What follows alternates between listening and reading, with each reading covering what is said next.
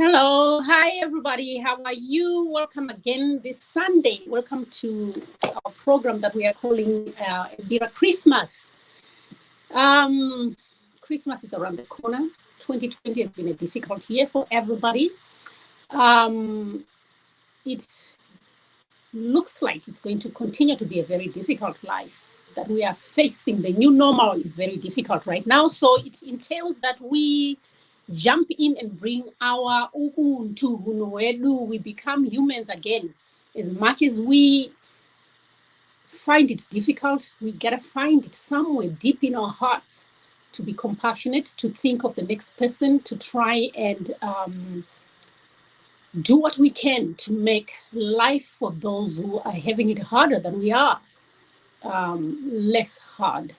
Now, today I am fortunate. I have 3 people that are joining us for this show.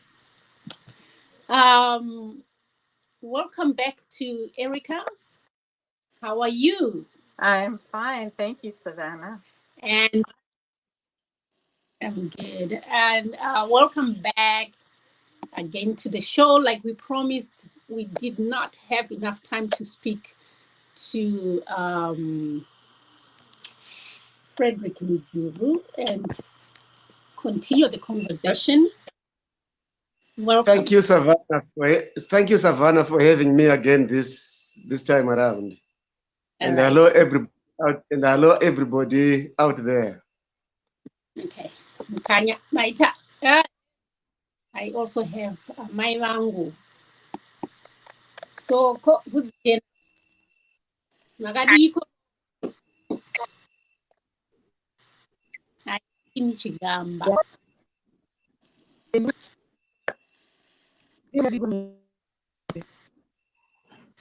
Okay, I think we are having a little bit of difficult network, but do the best we can. All right. Now, last week's conversation, it was interesting to me. I don't get this opportunity a lot to hear from the Gwenyambiras themselves what their thoughts about Mbira. It is where it should be, the journey testing, and this is where we want to go. But before we do that, let's hear from Erica why we're even doing this program, right, Erica? Thank you, Savannah. So with this program, we're trying to encourage people out there in the world to support the programs that Mbira, the nonprofit organization, or NGO as it's called in some places, is doing to support musicians in Zimbabwe who are really struggling with not only the pandemic that we're all dealing with, but also, 3 years of drought and extreme economic difficulties in their country. And many of the musicians on our recordings are subsistence farmers. So 3 years of drought basically means no food, even though you would usually be able to grow at least some food for your family. Yes. So many of these people, oh, and another thing is that, I've spoken to some rural musicians where all their cattle have died. And in a rural area, for those who are urban people or, international people, your livestock in a village are your savings account. There are no banks out there. So when you have cattle, that's your savings account. If your family has some disaster, you sell them. So imagine now you haven't been able to grow food, but you also have lost your livestock, so you can't sell one to get some cash to buy what you need. So it's really a pretty disastrous situation. So we started a new program this year of delivering food directly to musicians on our recordings. And so far we've delivered to 110 musicians earlier in the year. Yes. But we're trying to do another delivery and to more musicians, over 200, maybe even 300 musicians. Yes, that'll be even including the Hosho battle players, the singers on the recordings. We're trying to expand that so that everybody can get some food before Christmas. Yes. And so all the donations that are made at mbira.org are going to that program. And then once we have enough for that, the rest of the year, all the donations will be going to what we usually do at the end of the year, which is try to have some cash so that when we see how much money there is for someone's recordings at the end of the year, that we have a little bit of donations that we can add to each person who was getting less than $100. And of course, you can imagine with hundreds and hundreds of recordings of music that's not that much known in the world, there'll be some people that nobody even bought one of their albums. So it's a way to make sure that each at least some little bit of cash at the beginning of the next year.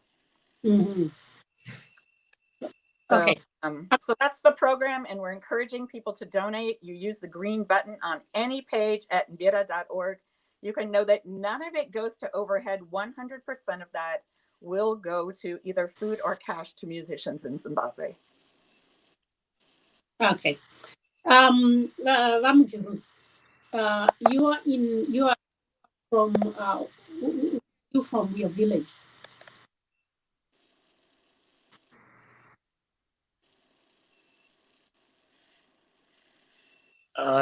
Ndine uromba handisi kunzwa zvamuri kutaura. Ndofunga network ende nema-earphones ako kuseri.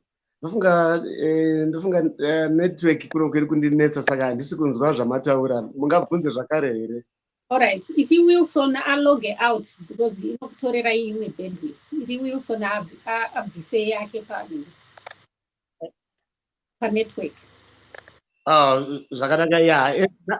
Now I can clearly hear you. He's now out. All right. Okay. So ndati imimi kumushande kupi?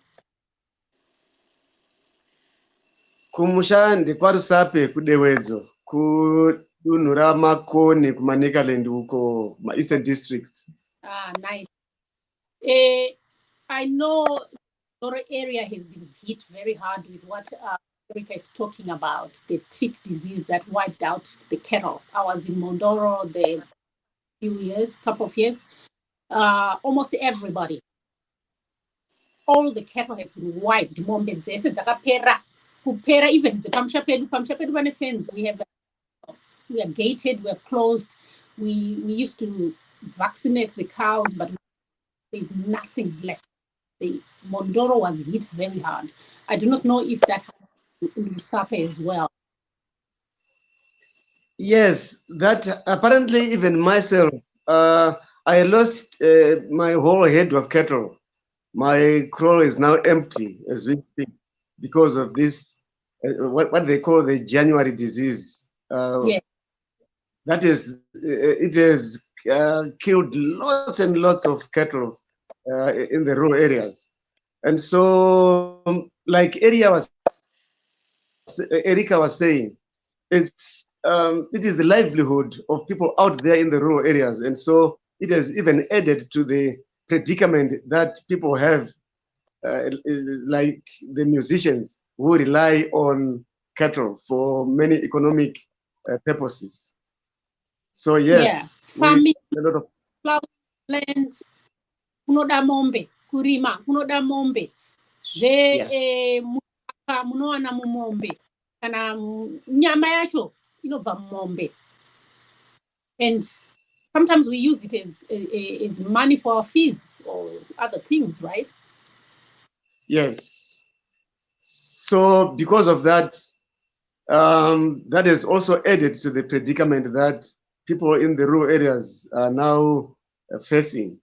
So this program is helping a lot in terms of helping those that were affected, and I'm hoping that there are many other areas where people are also getting food,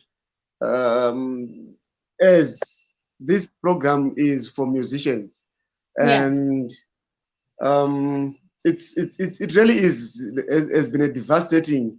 I mean the effect that has taken place out in the rural areas of our cattle dying has put a huge problem on the economic survival of the people. Yes. Irene, you umushande kupi?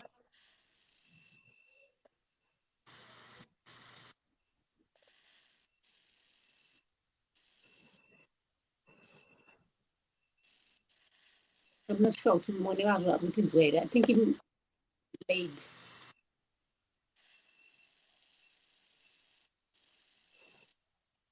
I'm sure I was frozen. People. Mwene wazvo muri kutinzwa here? Muri muted. Vazvisa pamute saka ndofunga vari kutaura tisingavanzwi. Vari pamute. Handikwanise kukuita unmute, munokwanisa kuzvibvisa mega. Maita mute microphone yenyu mwene wazvo. Anyway, vachitraya kuita unmute regai tidzokere kutaura kwatatiita vakavhara kutaura kwavo hatikwanise kuvanzwa. So as you rightfully say, this program is for musicians, which is amazing because a lot of times we overlook musicians. It's a very specific group. Because of COVID, people cannot do what they normally do, shows and things like that. So how else can people, musicians, be able to feed themselves? No cattle, mvura haisi kunaya, haukwanisi kuenda kurima right now. Mvura kwenyu iri kunaya here? Mvura yakanaya? Very sparingly. Haisi kunaya zvakakwanirana. Yeah. So that's another, we're looking at possibly a year of drought. Okay. Now, when the distribution comes into Zimbabwe, you are part of the team that is responsible. You work with Erica, right? He mostly me when we do the cash distribution. The food distribution I can order from here and it's delivered directly to the musicians. Oh, okay. But my daughter helps me to contact the musicians and make sure I have the correct address. Oh, okay. So she's actually working on that right now because we're trying to confirm that people are still where they were a couple months ago and add some people that I don't even know, their address. Yes. I mean, some people I know because in rural areas, we have them meet the company that delivers the food at the closest school. So for some people, I already know what the closest school is. But still, because it's not quite the lockdown that it was before, people might move around. So I have to make sure that the week that we're going to do the deliveries, that they will be in the place where it will be delivered so that I can match up the orders with where people will be. So Mujuru's daughter is helping me with that right now. Oh, okay, amazing. It sounds like it's some huge undertaking to do. Yeah. But it's amazing. We do this and remember people who normally people forget, especially when it comes to musicians and better players are not are probably will be down there for people to even remember. So this is amazing. Now let's talk about.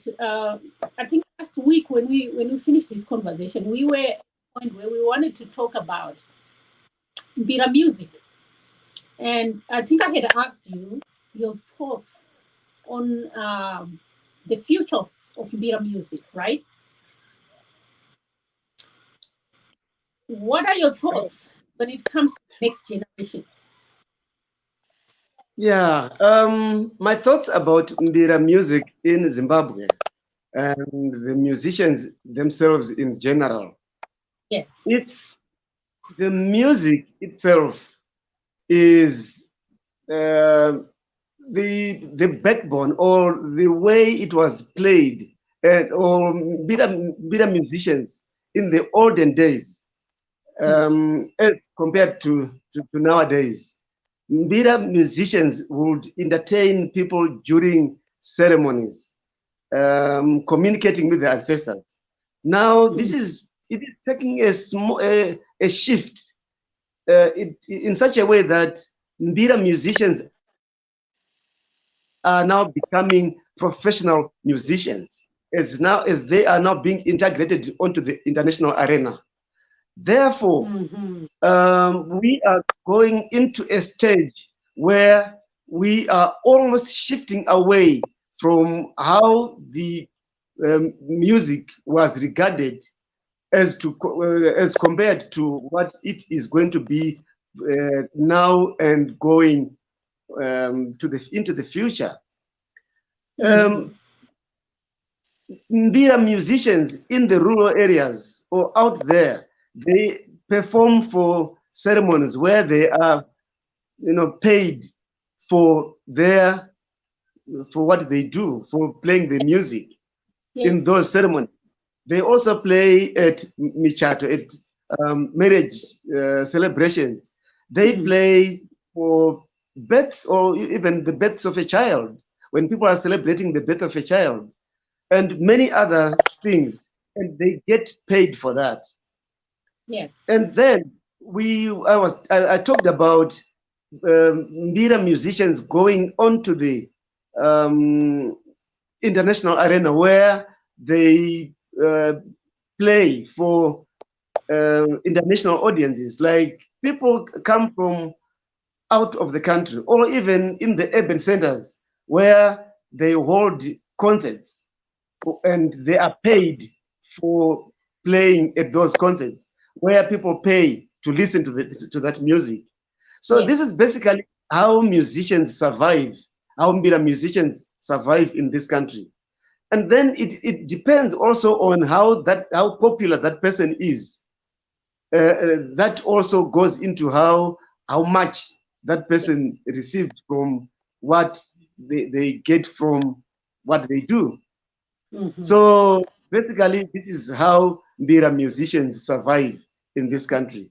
Although I would say most Mbira musicians, there are many of them who are out there in the rural areas where they do also subsistence farming on top of what they do as Mbira musicians. Okay. And do you think the market is big enough, or there's there a lot of Mbira, but a big market for them to sustain themselves? Is it competitive? I wouldn't want to say the market. There are so many Mbira musicians out there who compete for this small market that they have. And a point that I need to raise is that because Mbira, the instrument, and Mbira, the Mbira music is not very accepted, if I can use that word, in the setting in this country because of the anomalies that came with colonialism, where, like what Erika described last week, where not many people want to believe it can be a music or a musical instrument. They want to associate it with, like the evil thing and what they were posted these days say matrimony and that kind of thing. But however, it is not what they say. Mbira music is a very clean. The Mbira instrument is a clean instrument. It is a sacred instrument, and it gives people that replenishment of the soul, where when one plays Mbira for a sick person, it can even heal. So when we think of the music itself, when comparing it or even going into the market, we find that we have so many Mbira players out there, but not all of them are surviving through playing the music. It is mostly those that have become very popular, that have been known to they use marketing strategies, like using the internet, or even those that have already become famous already are those that can survive entirely on the music, which is very more commercialized. Yeah, more commercialized. And I think even here, not every musician can survive as a musician entirely.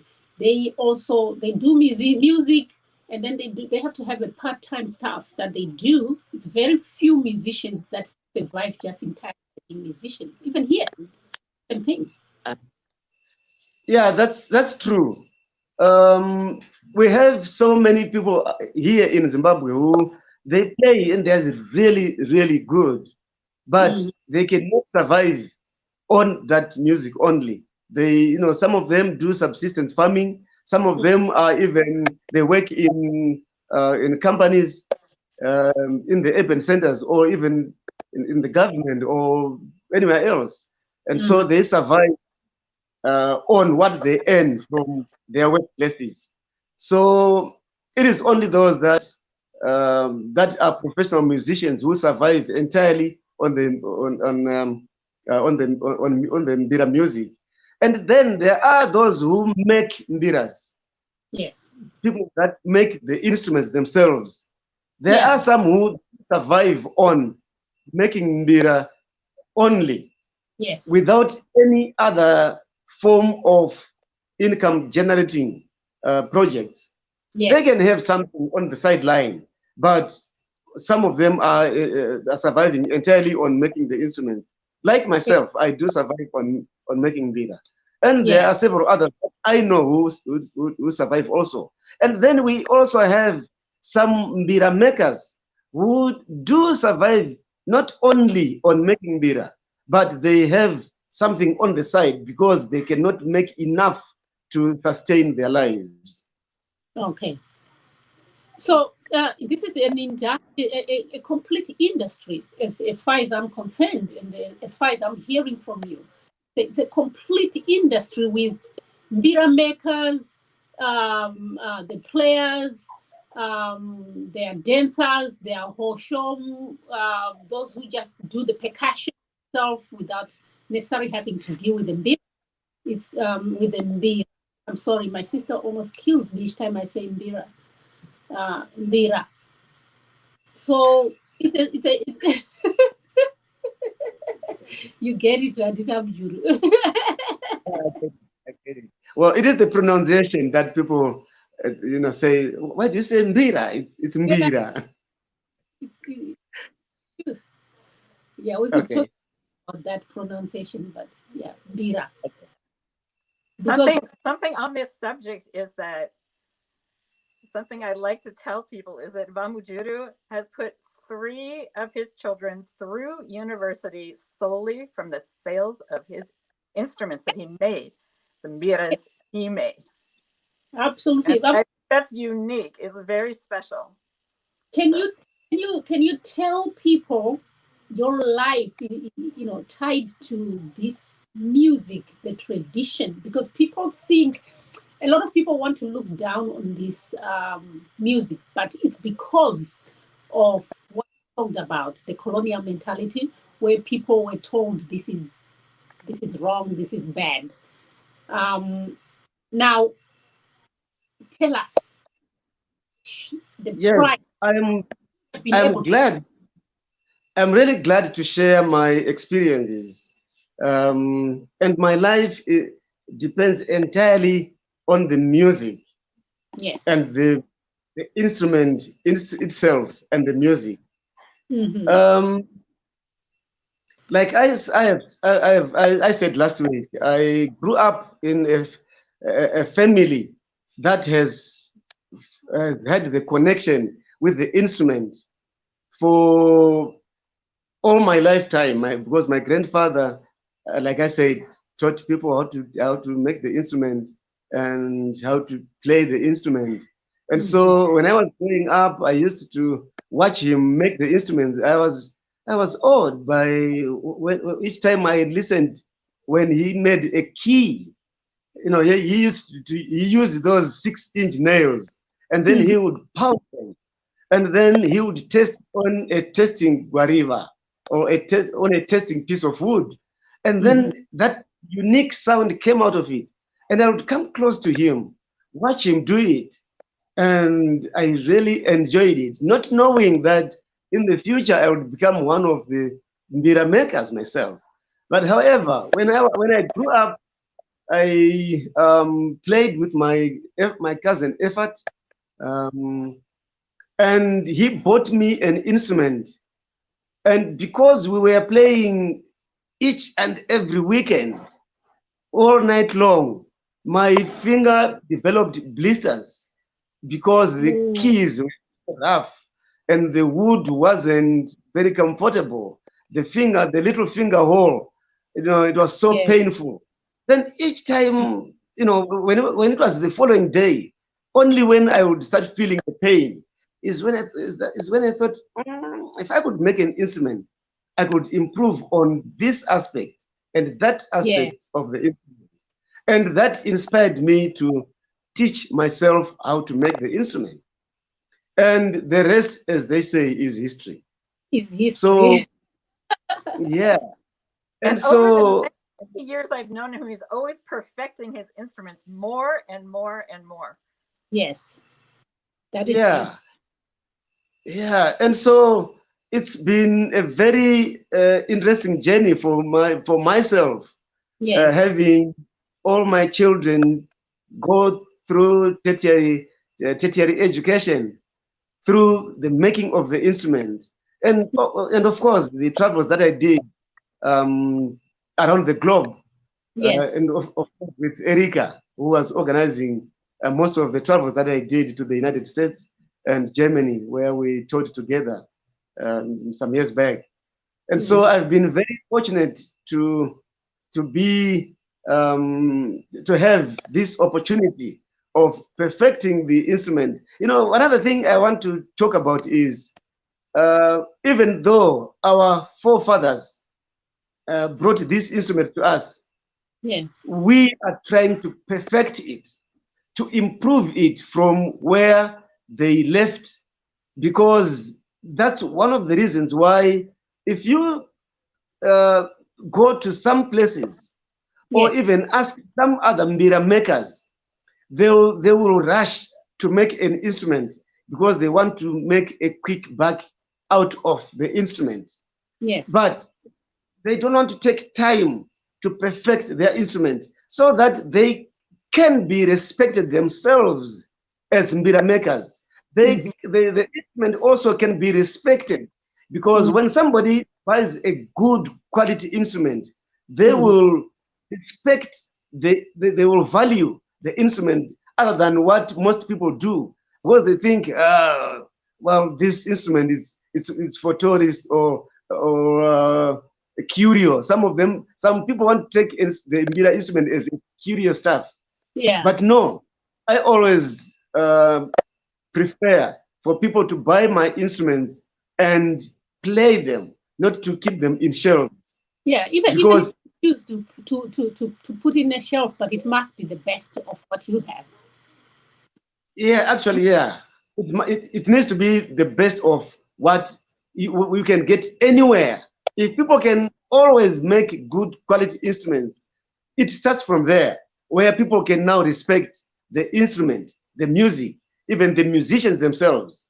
And then we will go to improve the lives or even of the musicians, because people will be starting to respect the music, the instrument, and the musicians themselves, and everything else behind it. Yes. That's So how I've always taken it. quick break muchi ndizvo tinodambotiroera kamumhanzi here because hatingagari namujuru pano tisinganzwe mumhanzi wavo vachiridza. Asi Yeah. tichidzoka ka ndoda kuti titaure nenyaya yamuri kugadzirisa nekuti yesterday I was talking to an environmentalist. There's something that just popped in my head right now as we are talking. And I want us to talk about it because it entails that we must give to take. We must give to take. I get it. Mbotiridzirai kamumhanzi tisati tadzoka kunyaya iyoyi. Okay. I'm going to play you Nyamaropa yeDambatsoko on my favorite Dambatsoko Mbira. Ah, beautiful. Isusu tinenge takagara hedu kumashure tichitenderera tiripo idai timbokusiyai muchitiridzira kana tichadzoka kana manyatsoguta kutiridzira panapa nokuti tinobvunzwa muchichirowa. Okay.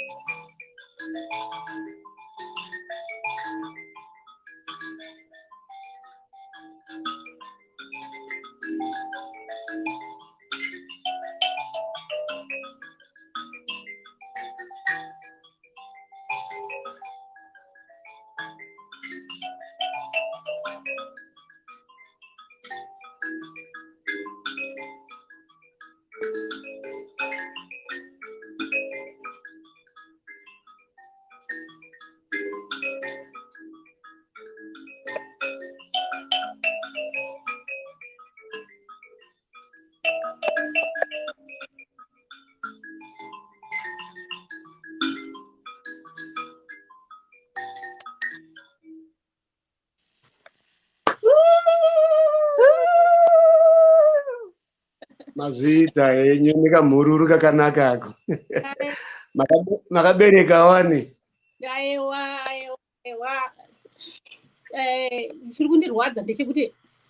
Irene is right here, but she's muted, and I cannot unmute her. She has to be able to unmute herself. Irene, if you can hear me, I can see you. You're muted. Amai mukakabaya wakanganenga microphone ako mo tinenge takukunzwai because I really want to. Ndingade kuti kana paine mwana ari padhuze nawo anokwanisa kuvabatsira kuita unmute. Yeah. Mwene wazvo makaitwa muted saka tsvagai munhu akubvisirei ka mute button ako hatisi kukunzwai nekuti makavhara nhengi izwi renyu handikwanise kukubvisai nekuno. Well, maybe mukabuda pamunodzoka inokubvunzai kuti muise microphone yenyu nekamera yenyu modzoka futi because ndangachida chaizvo kunzwa nenu muchitaura but muripo asi handisi kukwanisa kukunzwai. Now let's go back to what I want to ask you. It ties into the program that I was doing yesterday with the chairman of the Mkurisi Woodlands. Oh, there she is. She's finally unmuted. Mwene wazvo.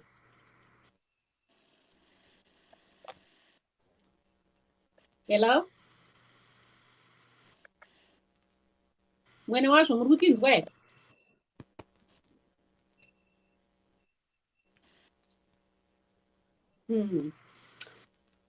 Anyway, so mbira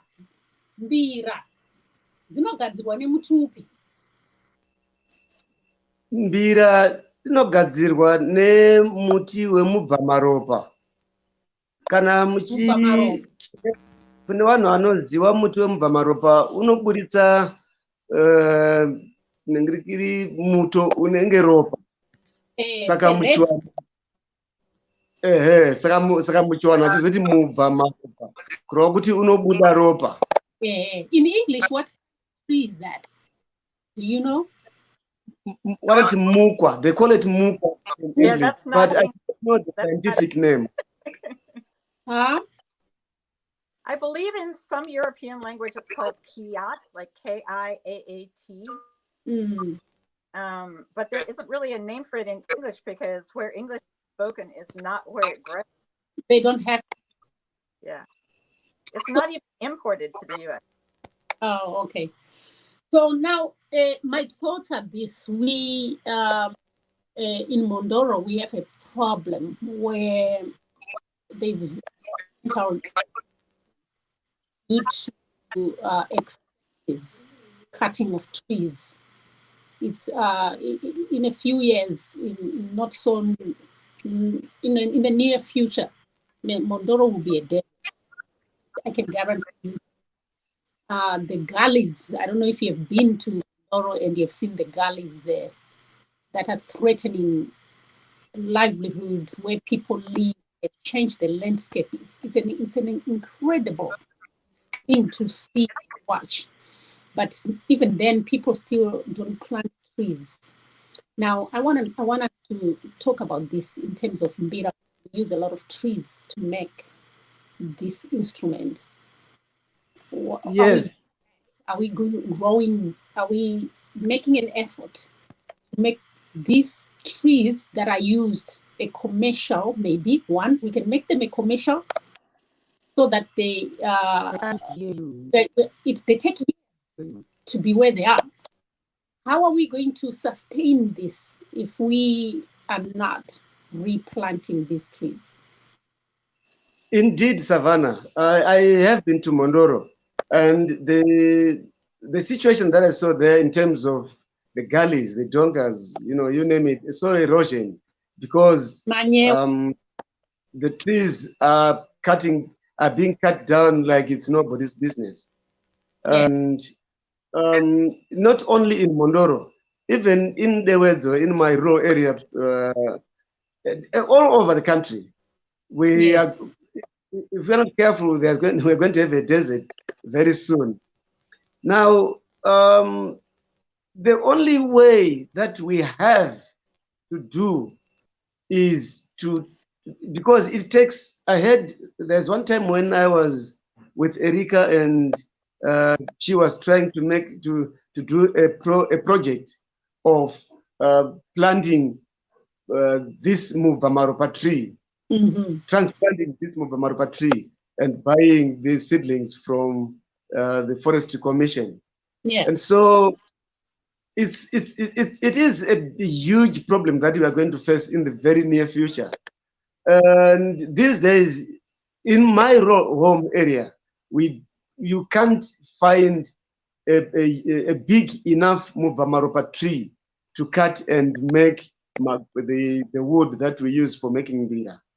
Maybe But we I should personally, tell people that they take 50 to 100 years to grow to maturity. yeah, You know, I wanted to many mention people that. don't know that. 50 to Yeah, 100 yeah. years maturity. Yeah, for one tree to be harvested, this Muvamaropa tree takes those years that Erika has just mentioned.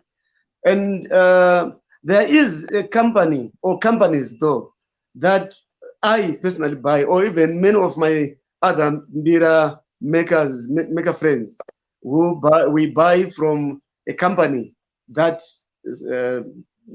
sells the wood. And some of it I heard from those companies that they buy from Mozambique, where they say there's still an abundance of the tree. And so the idea that Erika had brought some years back of planting trees every year in all the places where, or every Mbira maker needed to have a plantation of the Muvamaropa trees, so that even though it takes 75 years, but at least the Muvamaropa can maybe replenished by so doing. And right now, unfortunately, there is nothing else I can talk about in terms of how the trees, the Muvamaropa tree, can be resuscitated, because it's gone and it's going to be lost.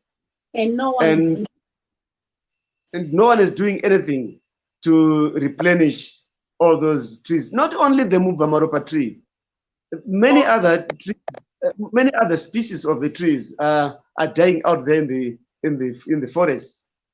And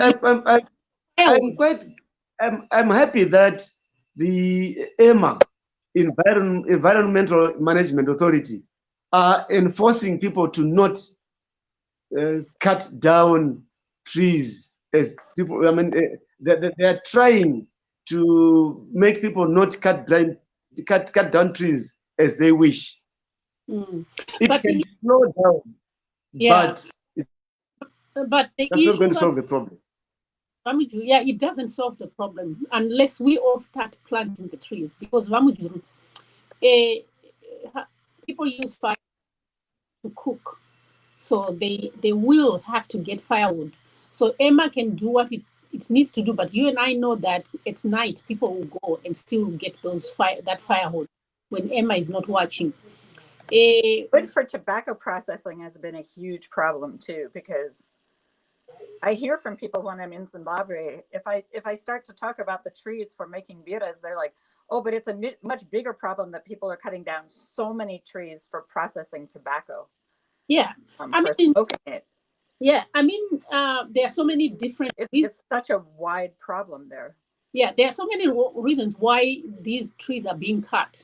But specifically, I'm talking about the Mbira community, what it needs to do to give back to those trees.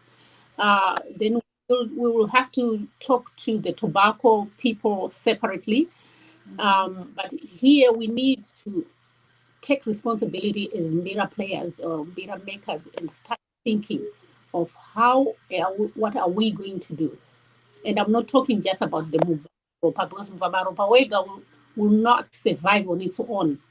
there's a reason why the trees are mixed. So we need all trees, just even for our own survival. We should also mention to people that why the Muvamaropa is endangered now in Zimbabwe is not because of Mbira makers. Why those trees were originally cut down so much was it was sort of, we could say, the teak of the region, what rich people used to make their furniture and their floors and so many things. So again, it was really another catastrophe of colonialism to the environment, that those trees were so desirable that they were being cut down for all the rich people to have really nice things made out of that wood. So that the use for music is like a very small amount of use compared to that. I mean, people don't think that why it's endangered is because of making instruments. No, the plant, because we need it for the future of the instrument, but in a way, we need to fix something that we were not the cause of originally. Yeah.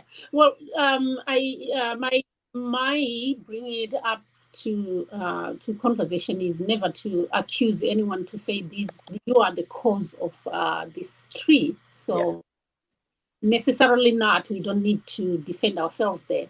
But what I'm calling out is to that small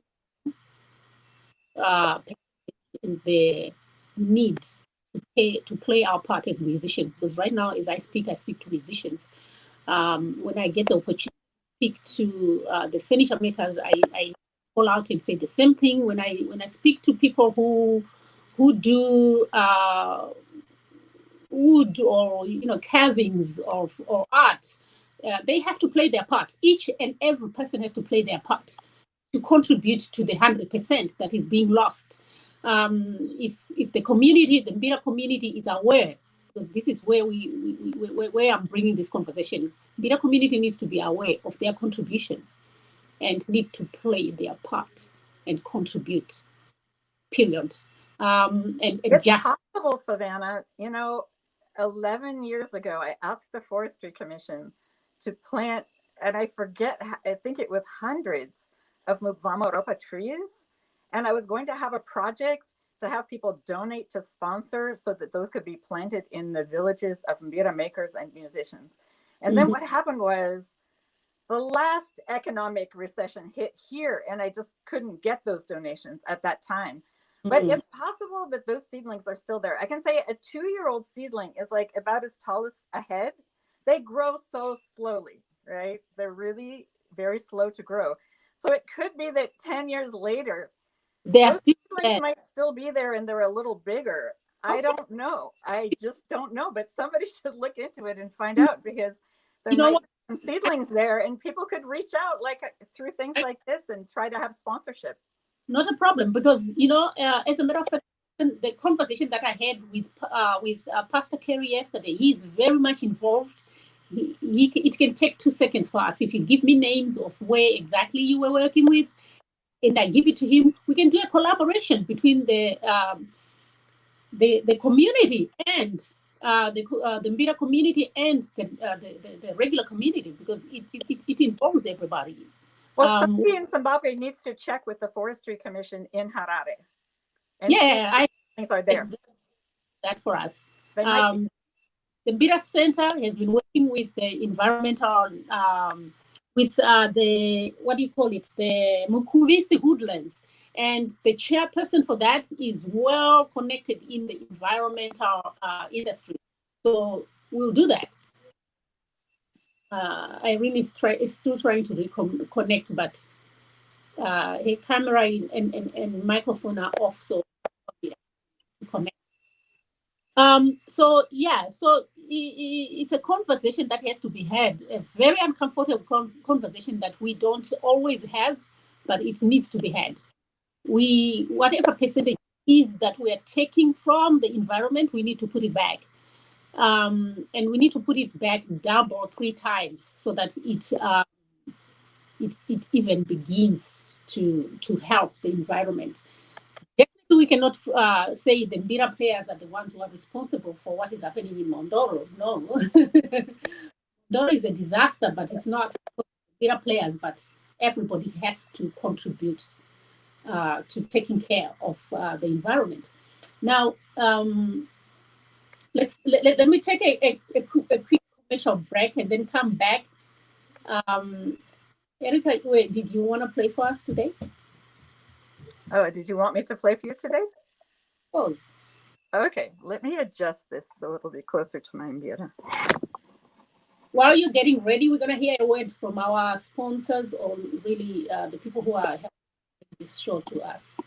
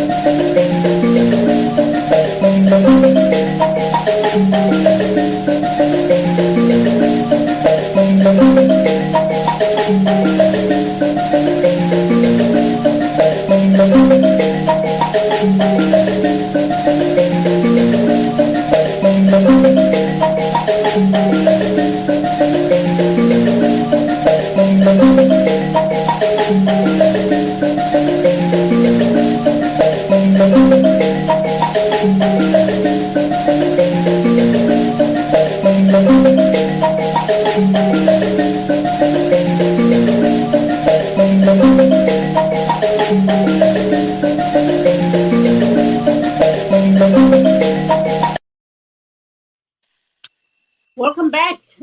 This program is really brought to you by Tumela Eka. Yeah, and it's an online grocery store that you can order from anywhere in the world, and they'll deliver anywhere in Zimbabwe, and I mean any place.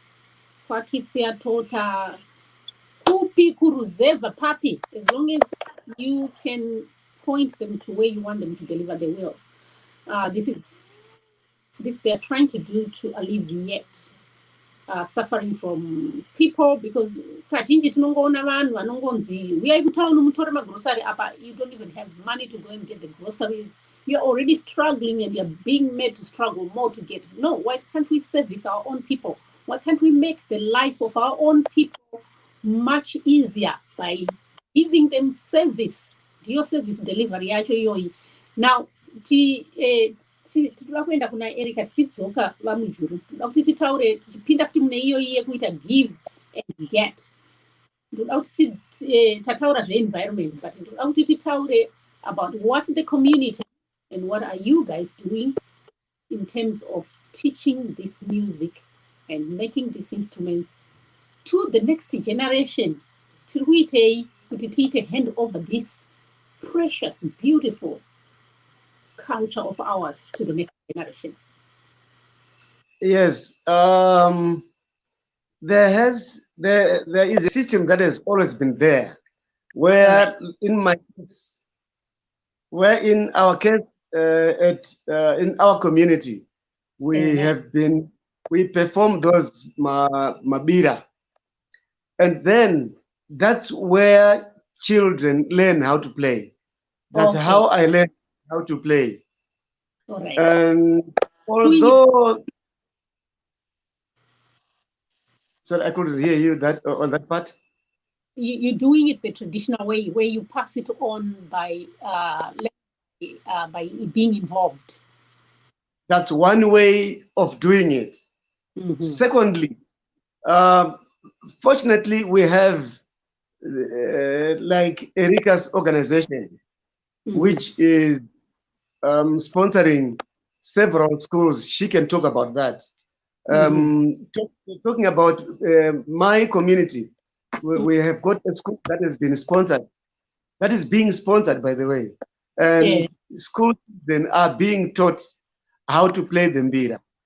Okay. And these children include even those that don't even believe in Wazimu. They also, they also participate in those classes. And those are the two ways that in our community we are doing to teach the young ones. And then, like myself, I've got my own children who I taught how to make the mbira, even how to Yes. play. Yes. They can all play, except one who cannot play. But Okay. 3 of them can all play, and or even make the instruments. Although they do not make them competitively, as they have got their professional lives on their own. Oh, But all right. they learned how to play when they were still growing up, and so that's basically how we are doing it. And then Okay. I am glad to um, uh, to say that the government itself helped a great deal by asking all the schools to take mbira or traditional music to be part of the curricula in the schools.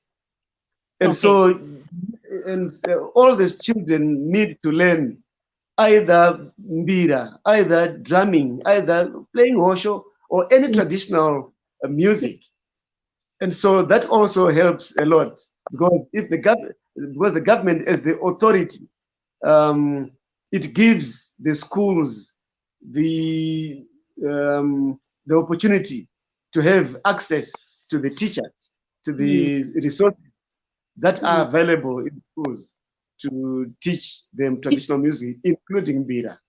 Do you yourself teach in these schools? Do you go into these schools and teach, or volunteer or paid? Do you teach in these schools? I do not teach because I'm always, if I can say, I'm always too busy making mbira. I'm always very busy making mbira, so I do not have time to teach in schools. But I do manage, um, those that teach in the schools. Like in our area, I'm a resource person for them. That's what I Okay. do. Yeah. Okay. Okay. Amazing.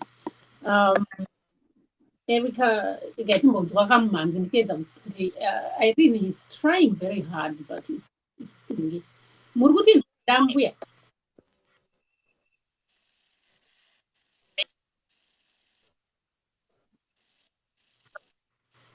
When was Putin's one?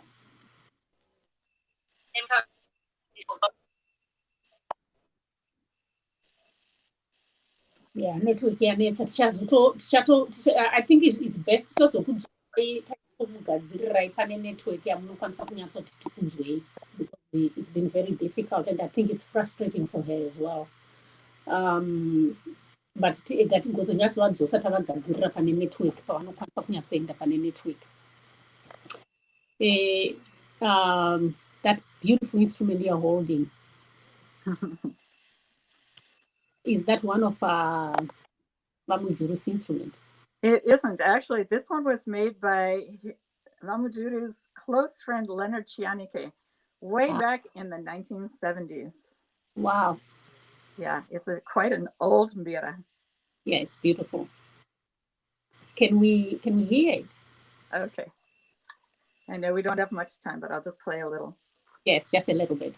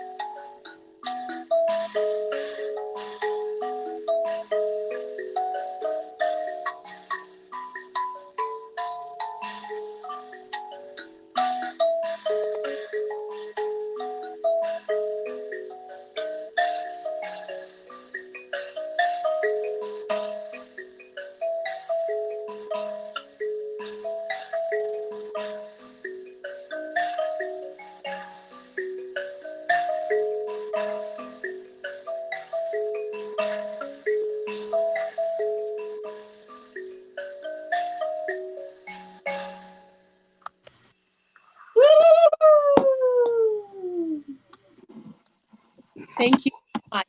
Nguva yedu ndokuperera inopera tisatambotaura kana zvitatu zvina tikutongofunga tiri kutanga.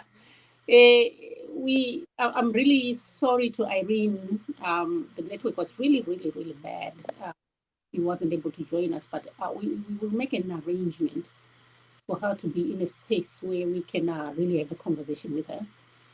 And thank you so much for taking this time. But before we go, again, let's talk about why we are here, Erica. Yes, we are encouraging people to donate at mbira.org, mbira.org, and 100% of those donations right now is going to pay for food deliveries to musicians all over Zimbabwe, traditional musicians who are really struggling in the current situation between drought, cattle disease, pandemic shutdowns, economic tragedies of various kinds. People are really struggling. People are not accessing food.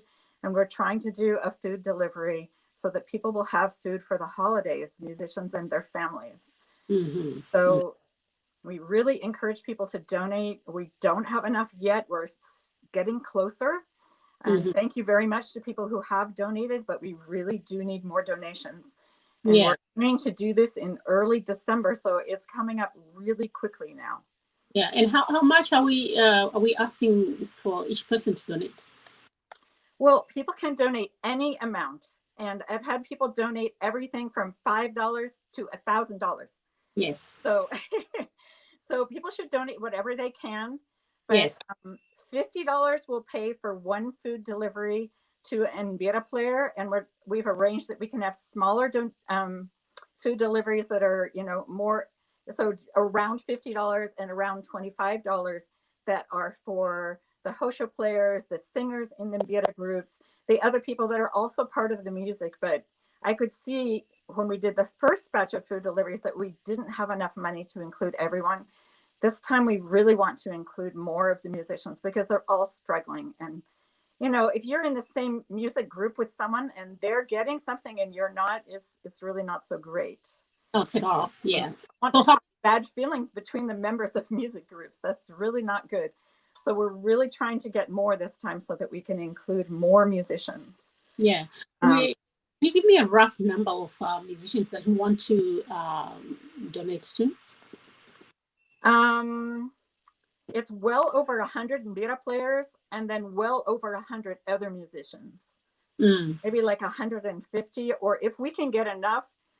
I'm a little doubtful that we're going to get enough for this, but there are some larger singing groups that I've recorded in villages in different parts of Zimbabwe. And typically a group has about 10 people singing. And something that was great for me about that was there were more women, whereas Mbira players are mostly men. There are only a few women, like Irene, who we tried to include this time, or Patience Mujuru. But there are a few women, but they're mostly men. So it was really fun to record people singing traditional songs.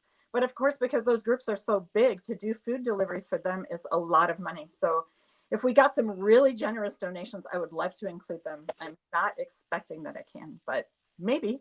But I want to at least include all the members of the Mbira groups, whether they're singers, Hosho players, everyone, not only the Mbira players. That's the primary goal. So please, even if you don't have money to donate, someone out there, think about your friend who has enough money to donate and encourage that friend to donate for this. And it's tax deductible in the US. We're a 501c3 nonprofit. So it's fully tax deductible on income taxes in the US. So anyone out there, you have a US friend who still has a good job, please encourage them to donate, even if you're not able to, or maybe make your own donation of just $10. Because every little bit helps. If 5 people donate $10, then we have $50. There's a donation for a Mbira player. Yes. Thank you so much. Mujuru, mashoko enyu ekupedzisira tichivhara chirongwa. Tinoda kutenda chaizvo nebasa ramuri kuita rekukurudzira vanhu kuti vabatsire kusimudzira musambo weMbira. And on a parting note, I would like to thank you so much on this program for encouraging people to understand more about the tradition of the Shona people, including their music, their well-being, and also to all those people that are involved in donating funds to help musicians in these times of need. Thank you so much for having me. All right. Thank you so much. And I thank you both for joining us this week. We still have more questions, more conversations. As you can see, the more we talk, the more there is. And I'm hoping that, we don't lose you, Mujuru. If you have time, you can continue to talk to us or come back another time, or we can add more. I wanted to have Lashonai this week, but again, network Lashonai wasn't able to join us as well, just like Irene, who is right there sitting in the background, but we can't hear her. So I always work with the Mbira Center, and there's perfect network there. I'll see what I can arrange. So maybe people can be at the Mbira Center, and it would be beautiful just to have people maybe in one room, and we can have these conversations. Then they will have access to them because of network. We'll see what we can do and arrange with how they can help us to get this done. But thank you so much. Yes, Savannah. And see you next week. Thank you. All right. Thank you.